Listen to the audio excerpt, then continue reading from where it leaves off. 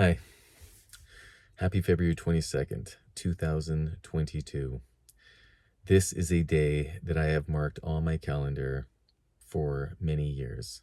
In fact, the year 2022 has been at the front of my mind for the last 25. I set a major goal for myself, a huge goal, which I'll get into in a minute. And this is it. This is it for me. And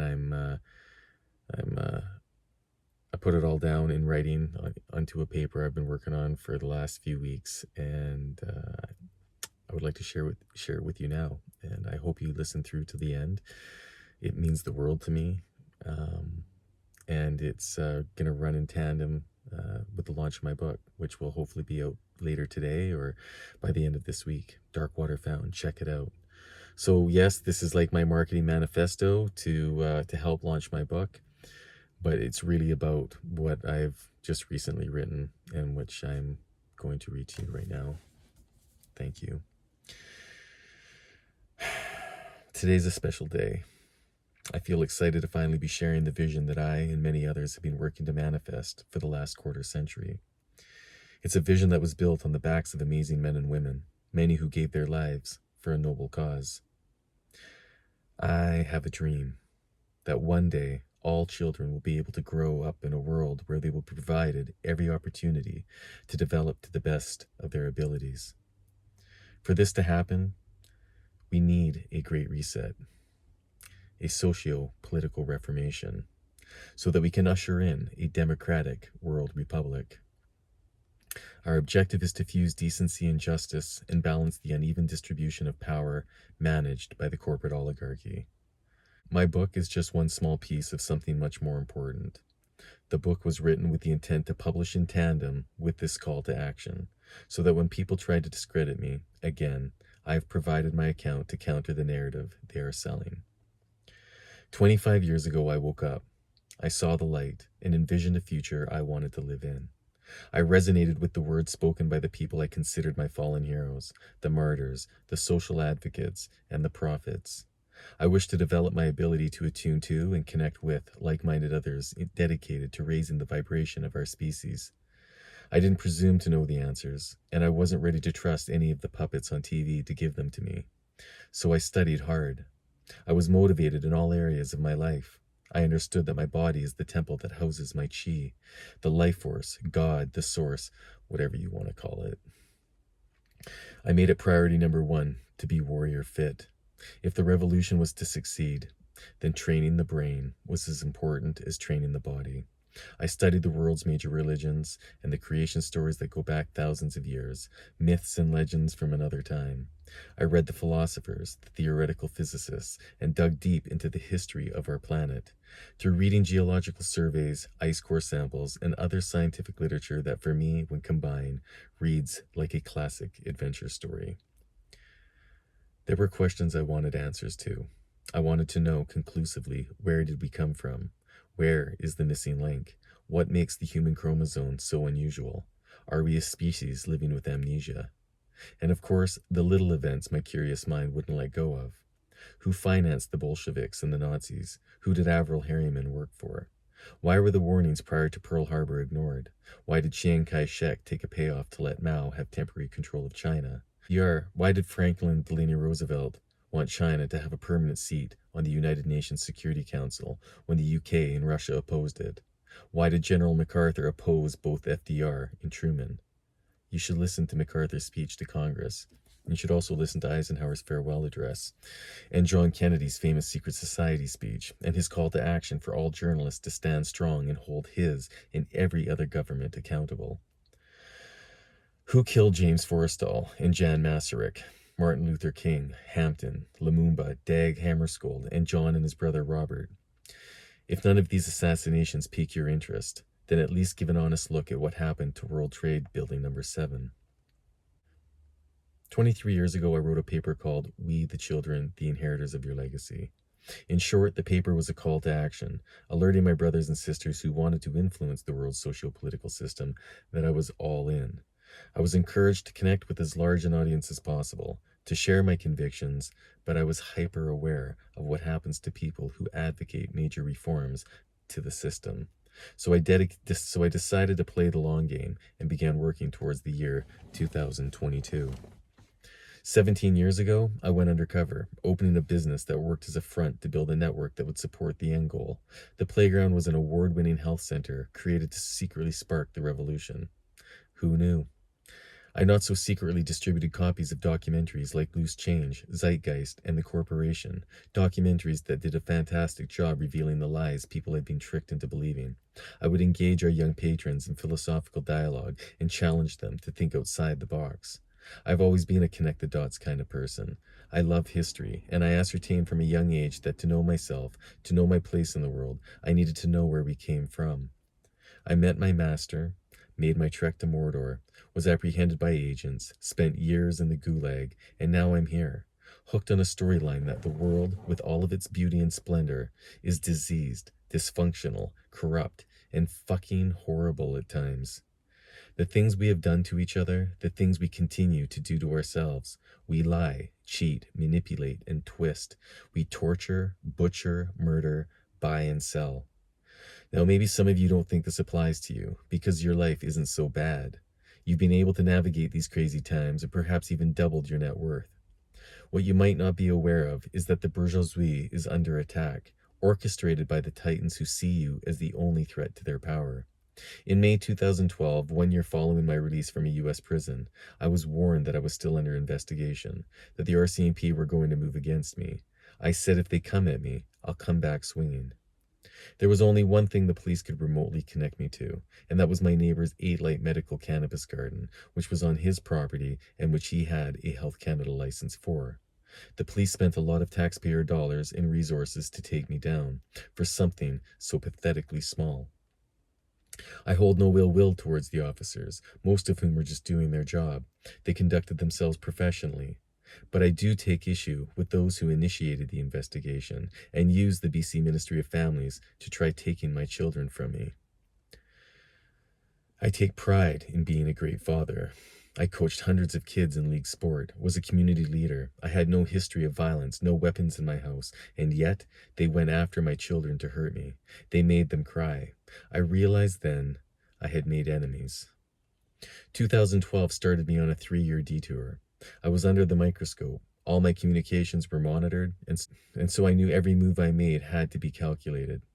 I walked from the career I loved, cut ties with most of my community, and did my best to keep my head down until I was ready to resurface. After 25 years of careful analysis, studying the system, building the network, and planting the seeds, I am laying it all out right now. If for any reason you question what I am putting forward, then do your due diligence and dig like I have.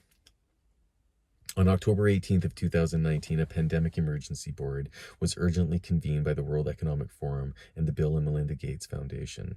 Anita Cicero, Deputy Director of Johns Hopkins Center for Health Security, was asked to moderate and provide expertise during the board's deliberations. Tom Inglesby, the Director of Johns Hopkins Center, acted as both moderator and chair of the board. The goal of Event 201 was to illustrate the potential consequences of a pandemic and the societal, political, economic challenges it would pose. The mission of this emergency board, composed of experienced leaders from business, public health, and civil society, it was to provide recommendations to deal with these major global challenges, highlighting the critical role of top decision makers in national governments, global corporations, and international organizations. The Event 201 scenario was said to be fictional, based on public health principles, epidemiologic modeling, and assessment of past outbreaks. They created a pandemic that could realistically occur.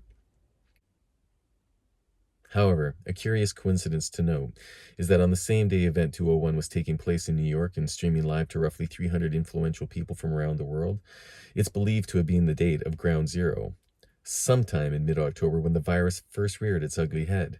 October 18th was also the same day the World Military Games had their opening ceremonies, held in Wuhan, China. 9,308 athletes representing the military from 110 countries, 172 which were from the United States of America, and who were said to have underperformed. We were told the bat virus originated from the wet market, the same area that the U.S. athletes were staying. Now, did the U.S. military bring it with them to Wuhan? Did the virus break out of a lab in Wuhan by accident, or did it come from the wet market? As a good friend said to me, what does it matter now? We are dealing with a real threat. The policy discussions and challenges to be discussed during Event 201's exercise represent controversial high-stake issues that would require high-level input from business and government leaders. I consider this group to be something like the table George Herbert Walker Bush convened 20 years ago.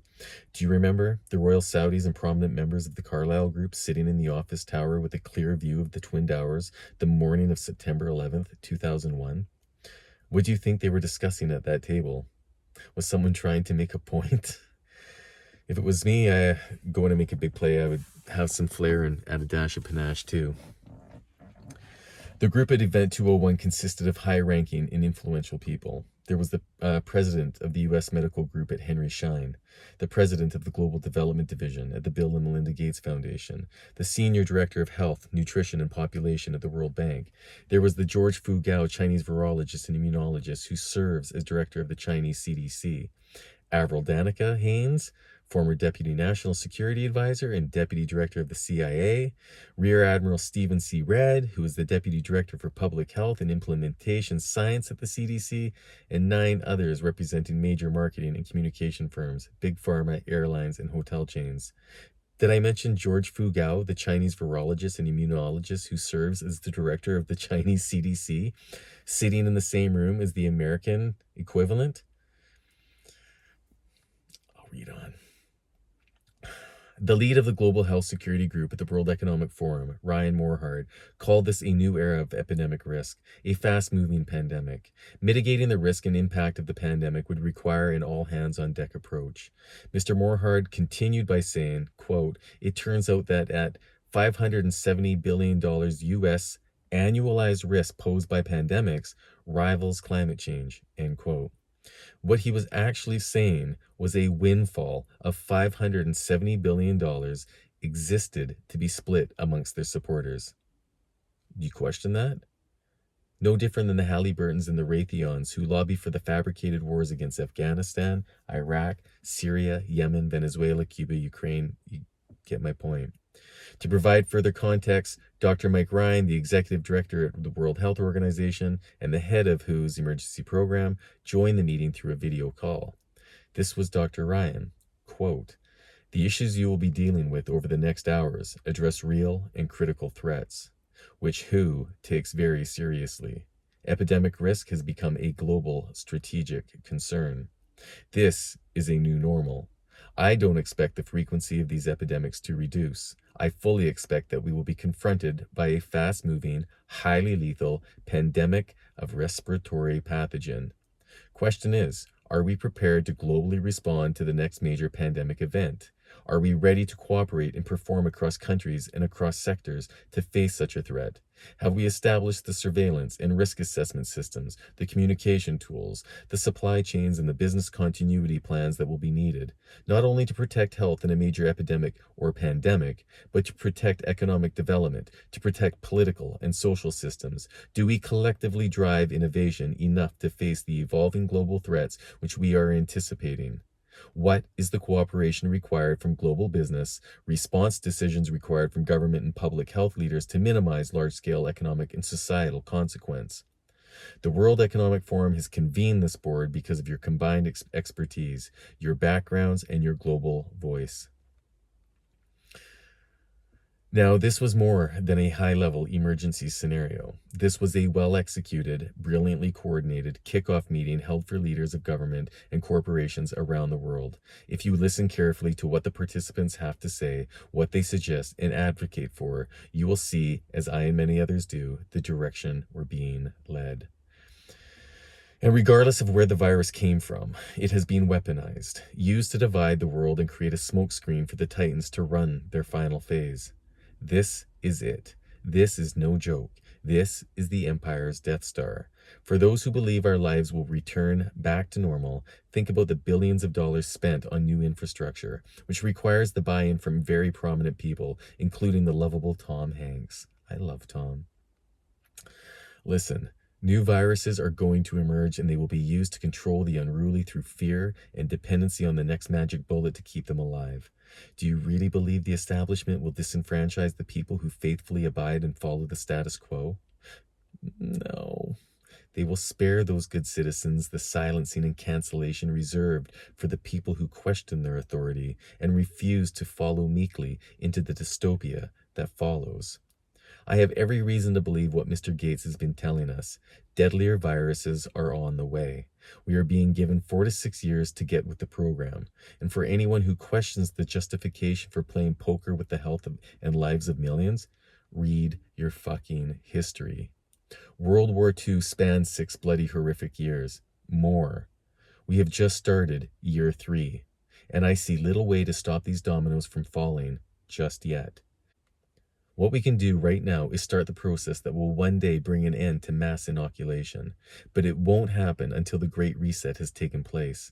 And that won't happen until enough people choose the courageous and selfless path of compassion over fear, awareness over ignorance, truth over deceit, we over me, as we face the testing times ahead with the willingness to make the personal sacrifices demanded of those committed to a better future for all. For right now, we must make sure ethical human parameters that maintain our relevancy are put in place, because the way we see it, the power brokers understand our value, but we are nothing more than a commodity, a number, bought and sold in units of 10,000. They have no loyalty to any one nation or people. Their companies intertwine back and forth across the planet. China and the United States have been owned by the same money interests for the last 80 years. Most people believe, as was intended, that China and the US are enemies. It was a cleverly orchestrated ruse to efficiently smash and squeeze between them non-cooperative countries who wanted nothing to do with imperialism. These global power brokers are glued at the hip under one system. 150 years ago, the corporation was a relatively insignificant entity. Today, it is a vivid, dramatic, and pervasive presence in all our lives. Like the church, the monarchy, and Stalin's Russia, the corporation is today's dominant institution. But you know what? These institutions are based on rules and laws written on pieces of paper. They can be changed. Make no mistake, the world is hot. There are tough measures being taken right now because honestly, they must be taken. But if we aren't willing to stand for a set of basic principles, we will continue to allow artificially constructed paradigms to lock us into rigid cookie-cutter cogs that fit nicely onto someone else's wheel. Please understand, I appreciate an efficient system. I support a one-world republic, a one-world currency, a democratic capitalist socialist system. I also support regulations being placed on companies like Microsoft, Facebook, Amazon, and Google on how they collect and use your data. I believe transnational corporations should have taxes levied against them and collected by a new branch within the United Nations. Ooh, I'm getting testy. Yeah, the United Nations. It has its problems and it needs major reforms, especially the P5. But to those who spout rubbish, saying the UN needs to be dismantled, this is folly, most often never supported with a viable solution to take its place. It is the only organization that has any chance to balance the power of the corporate oligarchy. Prove me wrong. Show me something else. There is no turning back from the technological advancements we have made, nor would I want to. But we must do everything within our power to avoid being choked out by a technocratic, authoritarian regime. We don't need to dismantle the system we have in place, but we do need to make significant reforms. I don't believe in defunding the police or dismantling the World Health Organization, but I believe in reforming them. Nor do I believe fighting hate should be done by suppressing freedom of speech.